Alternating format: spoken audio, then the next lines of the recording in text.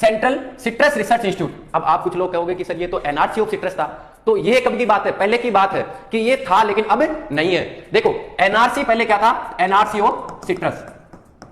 NRC को convert किसमें कर दिया?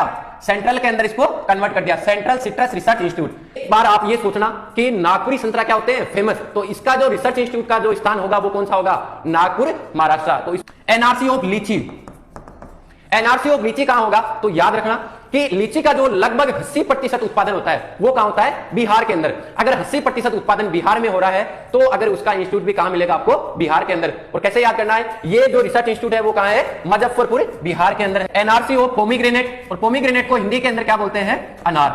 तो इसके अंदर ध्यान रखना अनार का सोलापुर, महाराष्ट्र। सोलापुर, महाराष्ट्र का एसएस क्या होगा? एसएस का मतलब होता है सीड स्पाइसेस, और सीड स्पाइसेस किसको बोलते हैं? बीजीय मसाला। और आपको पता होगा कि बीजीय मसाला के अंदर राजस्थान व गुजरात दोनों ही अग्रणी है। इंडिया के अंदर जितना भी प्रोडक्शन होगा उसका मैक्सिमम प्रोडक्शन जो होगा वो कहां होगा? या तो राजस्थान में होगा। बात करिए बीजीय मसाला, और बीजीय मसाला के अंदर 3-4 क्रॉप्स के बारे में डिस्कस करेंगे। तो ध्यान रखना बीजीय मसाला के बारे में बात की जाए, एक तो होगा क्यूमिन जिसको क्या बोलते हैं? जीरा। एक होगा कोरिएंडर जिसको क्या बोलते हैं? धनिया। और अगर बात की जाए एक बोलते हैं फनल, फनल को किसको बोलते हैं? सौंफ। अगर बात की जाए एक होगा फेनुग्रीक। फेनुग्रीक मेथी में किसमें आती है? सीड स्पाइसेस के अंदर। अगर सीड स्पाइसेस राजस्थान और गुजरात में होगा ज्यादा तो इसका इंस्टीट्यूट कहां मिलेगा? या तो गुजरात, राजस्थान के अंदर कौन सी जगह इसका इंस्टीट्यूट है? तो याद रखना ये कहां होगा? तबीजी, अजमेर के अंदर होगा।